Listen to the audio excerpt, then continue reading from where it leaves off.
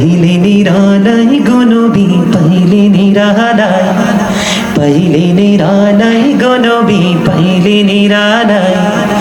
দুই কদমে চুমু খাবো, দুই কদমে চুমু খাবো, চরণে ধুলে মাখবো গায়ে, পাইলে নিরালাই গনবি পাইলে নিরালাই।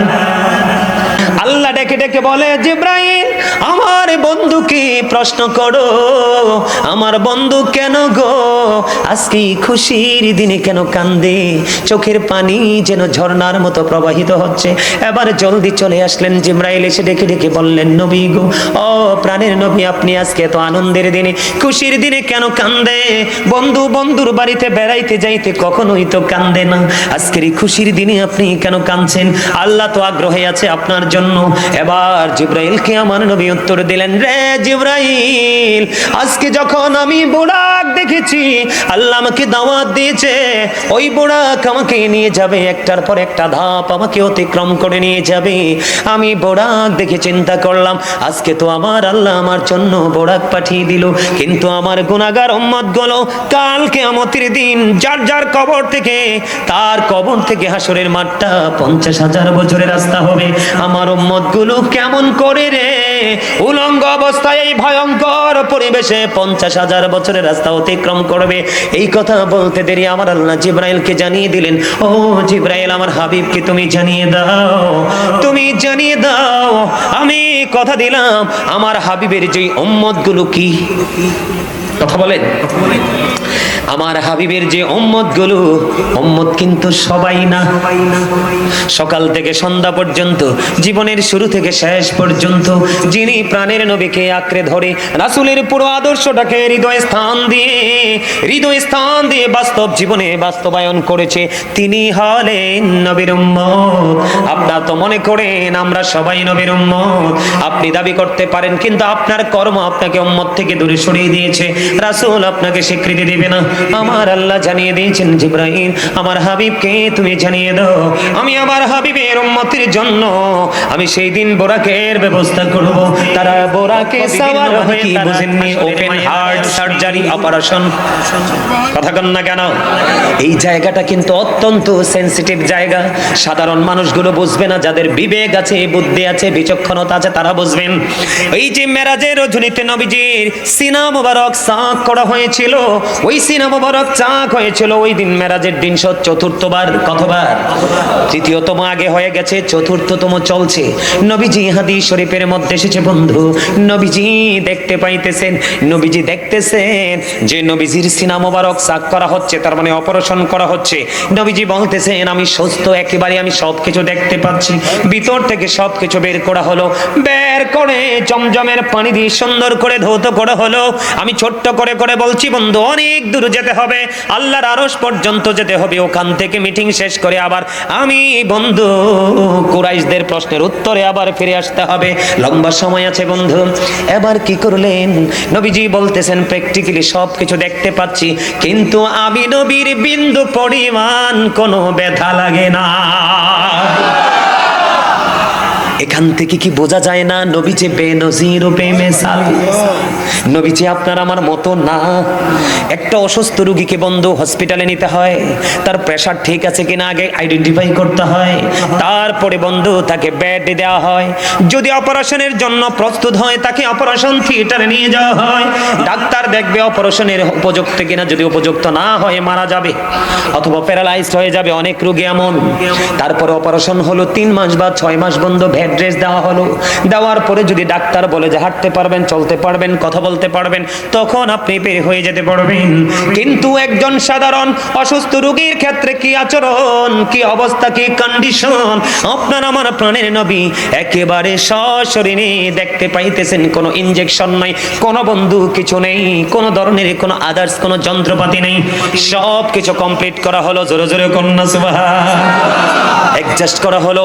অ্যাডজাস্ট করার পরে বন্ধু নবীজি নামাজ পড়বেন। নবীজি নামাজ পড়লেন।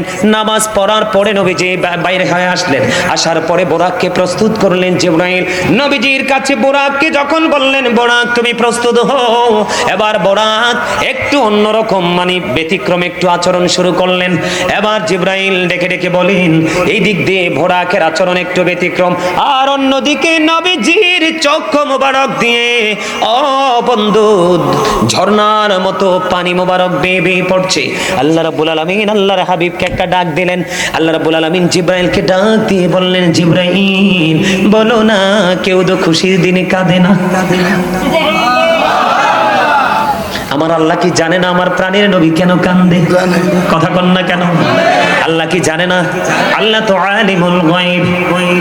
আল্লাহর কাছে কোনো কিছু কি নাই, গোপন নাই। আল্লাহর কাছে কোনো কিছু বন্ধু আড়ালে রাখা যায় না।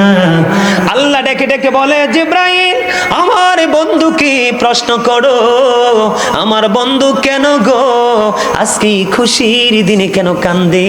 চোখের পানি যেন ঝর্ণার মতো প্রবাহিত হচ্ছে। এবার জলদি চলে আসলেন জিবরাইল, এসে ডেকে ডেকে বললেন, নবী গো, ও প্রাণের নবী, আপনি আজকে তো আনন্দের দিনে, খুশির দিনে কেন কান্দে? বন্ধু বন্ধুর বাড়িতে বেড়াইতে যাইতে কখনোই তো কান্দে না, আজকের এই খুশির দিনে আপনি কেন কাঁদছেন? আল্লাহ তো আগ্রহে আছে আপনার জন্য। এবার জিবরাইলকে আমার নবী উত্তর দিলেন, রে জিবরাইল, আজকে যখন আমি বোরাক দেখেছি, আল্লাহ আমাকে দাওয়াত দিয়েছে, ওই বোরাক আমাকে নিয়ে যাবে, একটার পর একটা ধাপ আমাকে অতিক্রম করে নিয়ে যাবে। আমি বোরাক দেখে চিন্তা করলাম, আজকে তো আমার আল্লাহ আমার জন্য বোরাক পাঠিয়ে দিল, কিন্তু আমার গুনাহগার উম্মত গুলো কাল কিয়ামতের দিন যার যার কবর থেকে, তার কবর থেকে হাসরের মাঠটা 50,000 বছরের রাস্তা হবে। আমার উম্মত গুলো কেমন করে রে উলঙ্গ অবস্থায় এই ভয়ঙ্কর পরিবেশে 50,000 বছরের রাস্তা অতিক্রম করবে?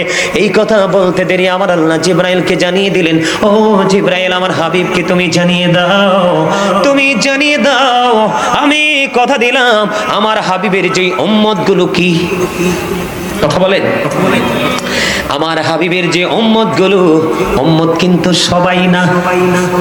সকাল থেকে সন্ধ্যা পর্যন্ত, জীবনের শুরু থেকে শেষ পর্যন্ত যিনি প্রাণের নবীকে আঁকড়ে ধরে রাসূলের পুরো আদর্শটাকে হৃদয় স্থান দিয়ে বাস্তব জীবনে বাস্তবায়ন করেছে, তিনি হলেন নবীর উম্মত।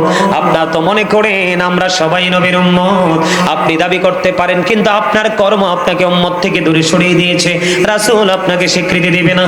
আমার আল্লাহ জানিয়ে দিয়েছেন, জিবরাইল আমার হাবিবকে তুমি জানিয়ে দাও, আমি আমার হাবিবের উম্মতের জন্য আমি সেই দিন বোরাকের ব্যবস্থা করব, তারা বোরাকে সাওয়ার হয়ে তারা হাসরের ময়দানে আসবে। আরে যুবক, এই পৃথিবী থেকে সূর্যটা কোন অ্যাস্ট্রোনমার বলেছেন 1,13,00,000 মাইল দূরে, কেউ 9,13,00,000 মাইল দূরে, আবার কেউ কেউ বলেছেন 9,30,00,000 মাইল দূরে। সূর্যের আলো পৃথিবীতে আসতে সময় লাগে 8 মিনিট 20 সেকেন্ড। প্রতি সেকেন্ডে আসে পৃথিবীর বুকে 1,86,000 মাইল বেগে। দুইটা দৃশ্য নূরের গতি, অদৃশ্য নূরের গতির পাওয়ার আরো অনেক বেশি কল্পনা করা যাবে না। এই দিন তো এই যে রৌদ্রের তাপ তীব্রতা তুমি সহ্য করতে পারো না, হার্ট অ্যাটাক করে অনেকে রৌদ্রের তাপে মারা যায়, ঠিক কিনা বলেন? শীতের তীব্র প্রখরের কারণে অনেক মানুষ ঠান্ডা লেগে মারা যায়। কিন্তু ওই দিন মাত্র তোমার হাতের উপর থাকবে সূর্যটা, ঘামতে ঘামতে ঘামতে ঘামতে তোমার দুর্গন্ধময় পরিবেশ হয়ে যাবে। কিন্তু ওই যে বলেছি যাদের জন্য বোরাক পাঠাবে তারা অনেকেই থাকবে আজকের যুবকদের মতো যুবক। বলো হুজুর কেন গো? দুটো হাদিস বলবো। আমার নবী একদিকে বলেছেন কাল হাসুরের দিন নবীর প্রেমিক আহলে বাইত প্রেমিক সচ্চা ইমানদার যুবকের জন্য আল্লাহর আরশের ছায়ার নিচে জায়গা থাকবে। আল্লাহর হাবিব আরো বলেছেন আল হাসান ওয়াল হুসাইন সাইয়্যিদ শাবাবি আহলিল জান্নাহ। আমার নবী বলেছেন ইমাম Hasan and Husain are the leader of younger people in Jannah. আমার নবী ওই সমস্ত যুবকদের জন্য জান্নাতে সরদার হিসেবে ঘোষণা করে গেছেন ইমাম হাসান হুসাইন দুই ভাইকে। সুবহানাল্লাহ বলেন না? মজা লাগে? মাশাআল্লাহ, আলহামদুলিল্লাহ বলেন। এবার ফয়সালা হয়ে গেল, নবীজি আল্লাহ কথা দিয়েছেন বোরাকের ব্যবস্থা হবে। নবীজি আশ্বস্ত হলেন, খুশি হলেন। এবার গেলেন বোরাকে সাওয়ার হওয়ার জন্য। বোরাকে সাওয়ার হওয়ার জন্য যখন গেলেন, বোরাক একটু অন্য আচরণ করতেছে। জিবরাইল ডাক দিয়ে বলে, বোরাক তোমার সমস্যা কি? আমার নবী তোমার উপর সাওয়ার হবে, এমন আচরণ করছো কেন? বোরাক ডেকে ডেকে বলে, আমার একটা প্রশ্নের উত্তর দিতে হবে রাসূলকে। সুবহানাল্লাহ বলেন না। কি প্রশ্ন তোমার? কয় জিবরাইল, আল্লাহর সৃষ্টি অসংখ্য বোরাক আছে রে, আমাকে কথা দিতে হবে নবীজিকে, আমি তো আজকে নিতে এসেছি, আমাকে কথা দিতে হবে নবীজিকে। কাল হাসুরের দিন যখন বোরাকের প্রয়োজন হবে নবীজির, আমি প্রস্তাব করলাম নবীজির কাছে, যখন এই প্রস্তাবটা গ্রহণযোগ্য হবে, পার্লামেন্টে যখন অর্ডারটা কি হয়ে যাবে, পাশ হয়ে যাবে, আমি তখনই শান্ত হয়ে যাব রে জিবরাইল। এরে জিবরাইল ডাক দিয়ে বলে, বোরাক তুমি কি বলো? নবী গো, বোরাক আপনার কাছে একটা প্রতিশ্রুতি চাই, কাল হাসুরের দিন আপনার প্রয়োজনে যেন তাকে আপনি যেন ইউজ করেন, তাকে যেন আপনি ব্যবহার করেন। নবীজি বললেন, তার মানেটা কি? নবীজি জানে কি জানে না? জানার ক্ষমতা আছে না নাই? অনেকেই বলে নবীজি নাকি গায়েবের খবর জানে, জানে না। যারা বলে জানে না বন্ধু, তাদের ঈমান নাই। কারণ নবী শব্দের অর্থই হলো অদৃশ্যের সংবাদদাতা।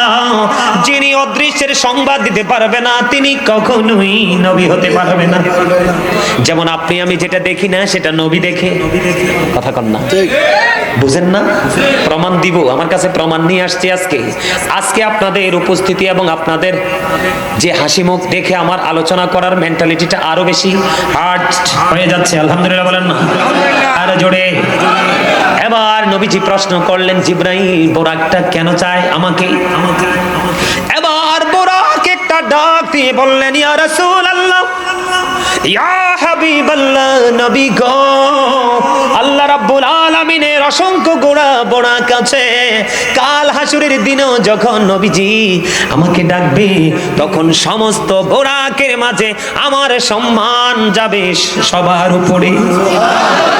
শুধুমাত্র কার ছোঁয়ায়? কথা কন না কেন? শুধুমাত্র প্রাণের নবীজির নূরানি ছোঁয়ায়।